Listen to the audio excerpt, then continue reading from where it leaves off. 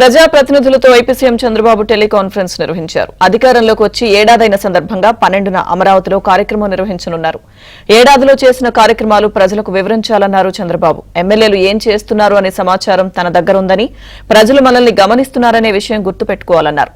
ఎవరైనా one time ఎమ్మెల్యేలుగా మిగిలిపోవద్దన్నారు. రాష్ట్ర సంక్షేమం కోసం యజ్ఞం చేస్తుంటే రాక్షసులు కొంతమంది భగ్నం చేసేందుకు ప్రయత్నిస్తున్నారని అన్నారు చంద్రబాబు.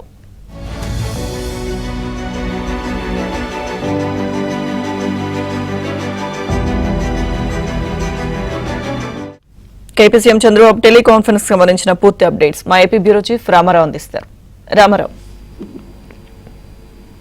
లక్ష్మీదుర్గ తెలుగుదేశం పార్టీ ఎన్డీఏ కూటమి అధికారంలోకి వచ్చి సంవత్సరం పూర్తవుతున్న సందర్భంగా తెలుగుదేశం పార్టీ కార్యకర్తలు, నేతలు, ఎమ్మెల్యేలతోనూ ఎంపీలతో ముఖ్యమంత్రి చంద్రబాబు నాయుడు ఈ రోజు టెలికాన్ఫరెన్స్ నిర్వహించారు. ఈ టెలికాన్ఫరెన్స్ లో ప్రధానంగా ఎన్డీఏ ప్రభుత్వం అధికారంలోకి వచ్చి ఏడాది పూర్తయిన సందర్భంగా చేపట్టిన అభివృద్ధి సంక్షేమ కార్యక్రమాలను ప్రజలకు వివరించడంతో పాటు ఈ నెల 12వ తేదీన అంటే చంద్రబాబు నాయుడు ఆయన మంత్రివర్గం ప్రమాణ స్వీకారం చేసిన రోజు 2000 మందితో అమరావతిలో కార్యక్రమం నిర్వహించాలని నిర్ణయించారు. రాష్ట్ర వ్యాప్తంగా కూడా ఇటువంటి కార్యక్రమాలు నిర్వహించి చేపట్టిన అభివృద్ధి సంక్షేమ కార్యక్రమాలు వివరించాలని ఆదేశించారు. అయితే ఇదే సమయంలో ఎమ్మెల్యేలపై కూడా కొంత ఆయన ఒకంత ఆగ్రహం వ్యక్తం చేశారు. ఎమ్మెల్యేలు ఎవరెవరు ఏం చేస్తున్నారనే సమాచారం తన దగ్గర ఉంది అని చెప్పి సీఎం స్పష్టం చేశారు. ప్రజలు మనల్ని గమనిస్తున్నారనే విషయం గుర్తుపెట్టుకోవాలి అని కూడా ఆయన ఎమ్మెల్యేలకు హెచ్చరించారు. మనల్ని ఎన్నో ఆశలతో గెలిపించారు. ఎమ్మెల్యేలందరూ కూడా అందుకు అనుగుణంగా పనిచేయాల్సిన అవసరం ఉంది అని కూడా చంద్రబాబు స్పష్టం చేశారు. అందరూ కూడా కలిసి పనిచేయాలి.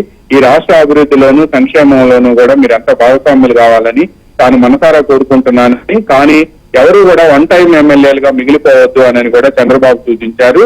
ప్రజల్లో సంతృప్తి స్థాయిని కూడా పెంచాల్సిన అవసరం అందరి మీద ఉంది అని కూడా స్పష్టం చేశారు. ఇందుకోసం పార్టీ కార్యకర్తలు, నేతలు, ప్రజలతో నిరంతరం టచ్ లో ఉండాల్సిన అవసరం ఉంది అని కూడా సీఎం వివరించారు. ఏపీలో ఎన్డీఏ అధికారంలోకి వచ్చే నాటికున్న పరిస్థితులను కూడా ప్రజలకు వివరించాలని, తాను 4వసారి ముఖ్యమంత్రి అయినప్పటికీ కూడా ఇంత సంక్షోభాన్ని మాత్రం తాను ఎప్పుడూ చూడలేదని, అయినప్పటికీ కూడా ఆర్థిక వనరులను సమీకరించి రాష్ట్రంలో అభివృద్ధి సంక్షేమ కార్యక్రమాలను కూడా ముందుకు నడిపిస్తున్నామని, మనం అభివృద్ధి యజ్ఞం చేస్తుంటే రాక్షసులు దానికి విఘ్నం కలిగించేందుకు ప్రయత్నిస్తున్నారని, అటువంటి సందర్భంలో దాన్ని గట్టిగా ధీటుగా ఎదుర్కోవాల్సిన అవసరం కూడా కార్యకర్తలపై ఉంది అని కూడా చెప్పారు. గంజాయి, రౌడీయిజం, సెటిల్మెంట్లు, పంచాయతీలు ఎవరు చేసినా కూడా ఎట్టి పరిస్థితుల్లో కూడా ఉపేక్షించడం నిర్దాక్షిణ్యంగా అణిచివేస్తామని చెప్పారు.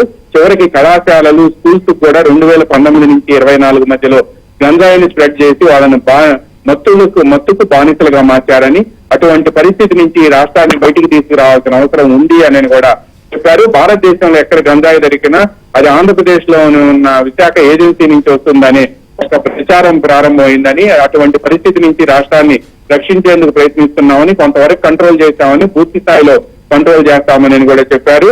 వచ్చే నెల నాటికి అన్ని కమిటీలను పూర్తి చేస్తామని, రాష్ట్ర కమిటీ నియామకం కూడా పూర్తవుతుంది, ఎన్నుకోవటం కూడా పూర్తవుతుందని కూడా చంద్రబాబు స్పష్టం చేశారు. యోగా డేని జయప్రదం చేయాలని, అదేవిధంగా కార్యకర్తలు యోగా చేయటం వల్ల ఆరోగ్యం బాగుపడుతుందని, అందరూ కూడా దీన్ని అలవర్చుకోవాలి అని కూడా చంద్రబాబు ఈ టెలికాన్ఫరెన్స్ లో సూచించారు. Lakshmidurga. Okay, thank you Ramarao.